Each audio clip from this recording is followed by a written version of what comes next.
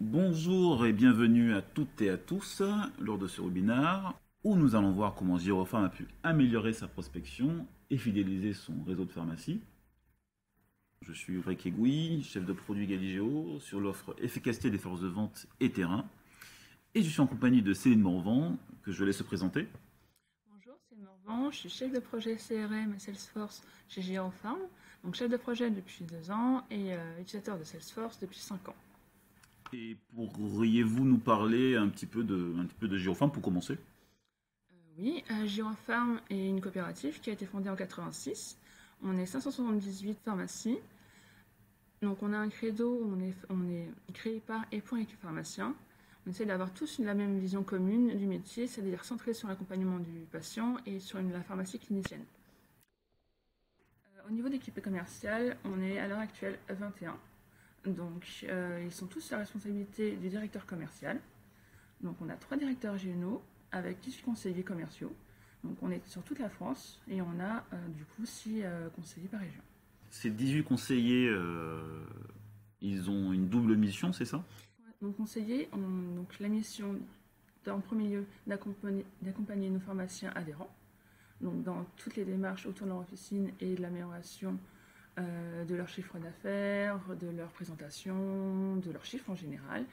Et en parallèle, ils ont aussi toute une mission de recrutement pour faire perdurer le réseau. Pour remonter un petit peu dans le temps, est-ce que vous pourriez nous expliquer un petit peu comment vous découpiez avant vos secteurs, comment ça se passait il y a encore quelques années chez Giropharm? Donc, quand je suis arrivée en 2013 chez Giropharm, on avait la France qui était découpée en 4 régions. Donc dans ces régions-là, on avait alors des secteurs de conseillers qui correspondaient plus ou moins à des départements. Parfois, on avait des départements qui étaient découpés en 3 secteurs, donc 3 conseillers différents sur le même département. Donc c'était un peu compliqué à gérer pour nous, parce que du coup, nos prospects n'étaient pas attribués à nos commerciaux, mais à nos assistants. Du coup, c'est toujours un peu compliqué. Alors ce prospect-là, il est à qui? Est-ce que c'est à tel conseiller ou à un autre? Et on avait des difficultés pour savoir comment nos conseillers pouvaient prospecter sur ces secteurs-là. Et donc aujourd'hui, qu'est-ce qui a changé? Qu'est-ce qui a changé? Grâce à Galigeo, on peut maintenant appliquer ce qu'on appelle, nous, la carte des UGA, qui est propre à l'univers de la santé. On peut du coup avoir des secteurs de nos commerciaux qui soient en accord avec ce découpage, sur lequel on peut communiquer, et qui soient assez précis pour qu'on ait pu à devoir faire partager un même secteur ou un même morceau de secteur à plusieurs adhérents. Ça nous a permis aussi, lorsqu'on a changé notre sectorisation en septembre 2018, de pouvoir passer à 18 conseillers et garder une certaine logique d'attribution, que ce soit via le domicile de nos conseillers ou par rapport à l'historique de nos adhérents qui sont suivis par certains conseillers. Donc on a réussi à recouper du coup notre carte de la France en 18 secteurs qui sont homogènes en termes d'adhérents, en termes de prospects et qui sont adaptés au domicile de nos conseillers. Et c'est ça qu'on voit un peu à l'écran, puisqu'on voit ici on voit un peu une démonstration de l'outil. On peut sélectionner une partie d'un secteur d'un commercial pour pouvoir réaffecter cette zone à notre commercial afin de pouvoir vraiment créer des secteurs équilibrés en nombre de comptes. Concernant la prospection, est-ce que vous pourrez également nous expliquer un peu l'historique de comment elle se faisait auparavant et comment vous avez pu désormais mettre en place une nouvelle organisation avec Galigeo? Oui, bien sûr.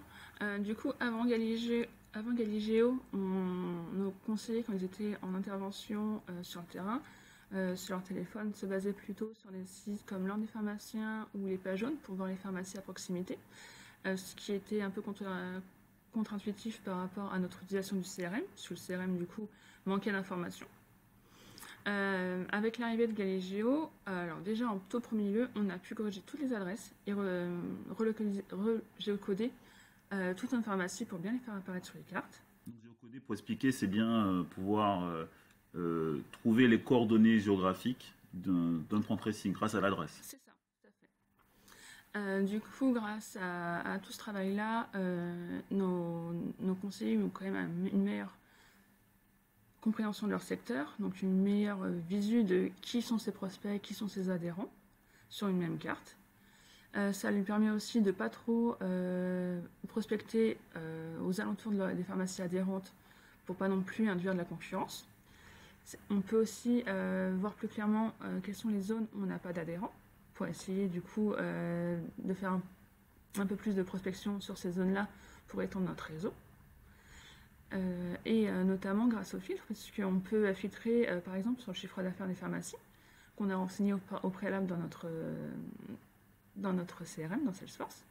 Donc on peut par exemple filtrer sur les grosses pharmacies, les pharmacies à plus de 2 millions d'euros de chiffre d'affaires.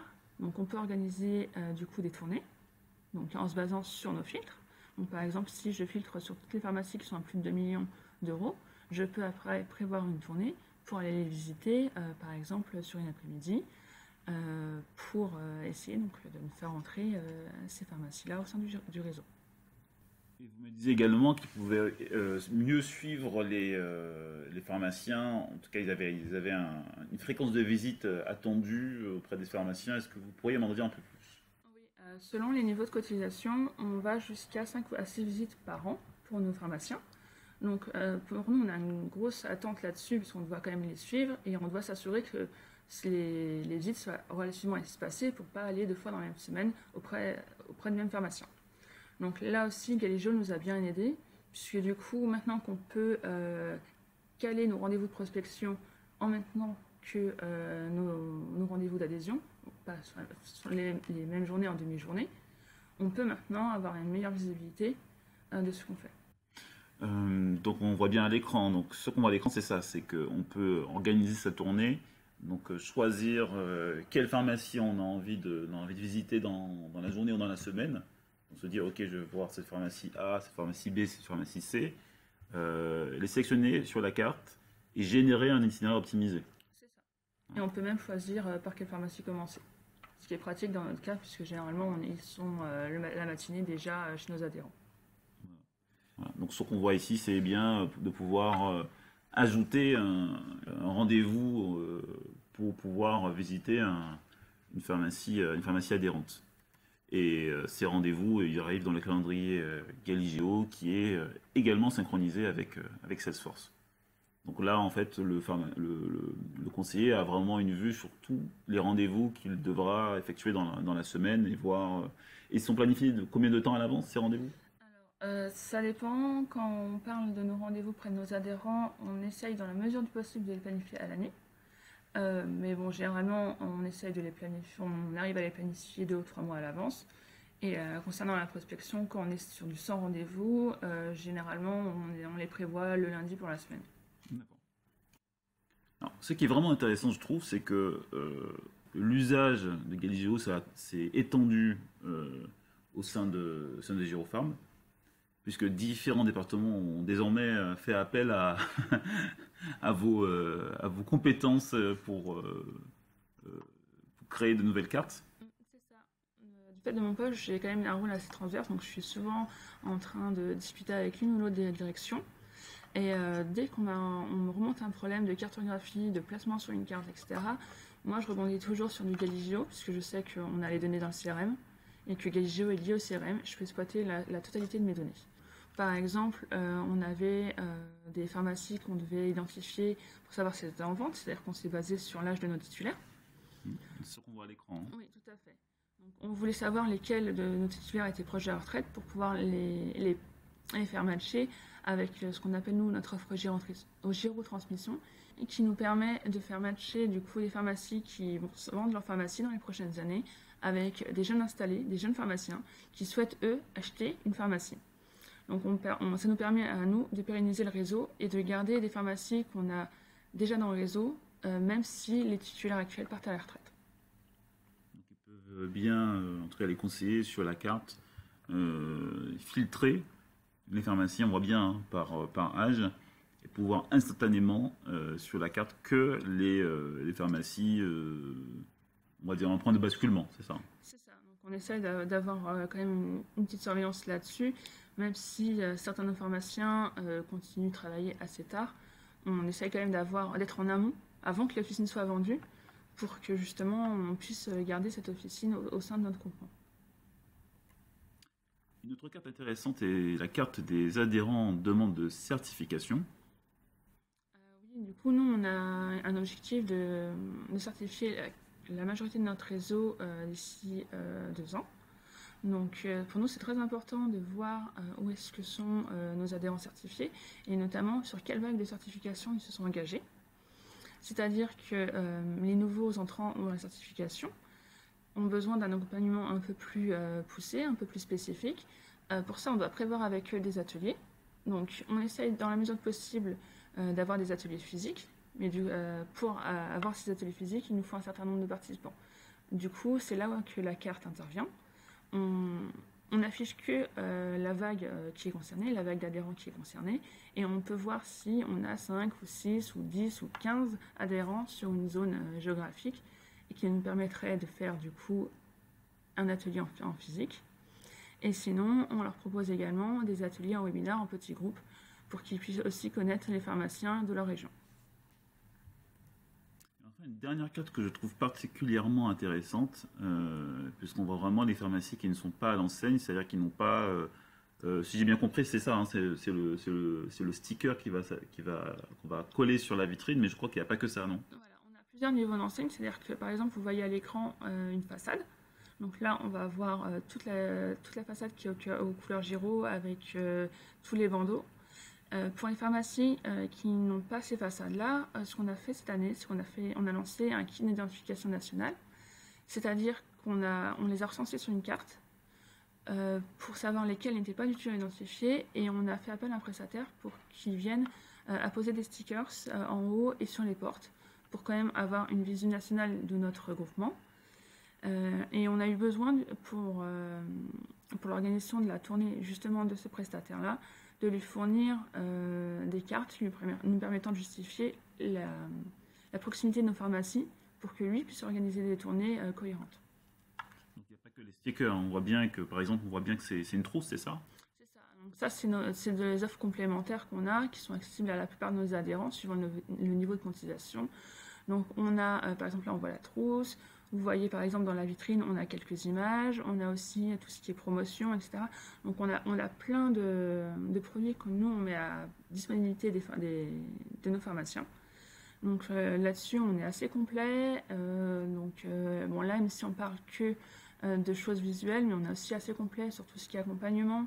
On essaye d'avoir du coup un bon placement de prix par rapport à la concurrence, par rapport à la zone géographique, par rapport à la saisonnalité.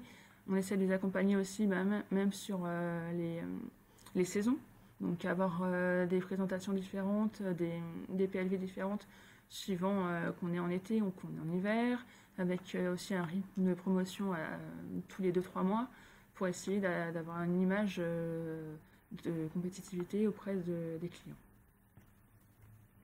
Donc finalement, est-ce que vous pourriez nous parler du bilan global et de l'impact de Galigeo auprès des équipes? Ce qui est vraiment pratique. Après, concernant plus précisément nos commerciaux, au départ, ils ont été un peu réticents, mais plus ils ont utilisé l'outil, plus ils l'ont adopté. Et nous, ça nous a aussi permis d'avoir un outil CRM, d'avoir Salesforce qui soit mis à jour plus régulièrement, puisque du coup, on se basait dessus pour avoir nos cartes.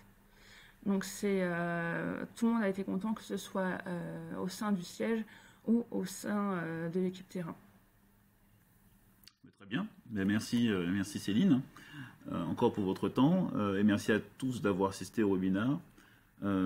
Si vous avez des questions ou des demandes de démo, n'hésitez pas à nous envoyer un email qui s'affiche à l'écran, ou à vous rendre sur notre site galigeo.com.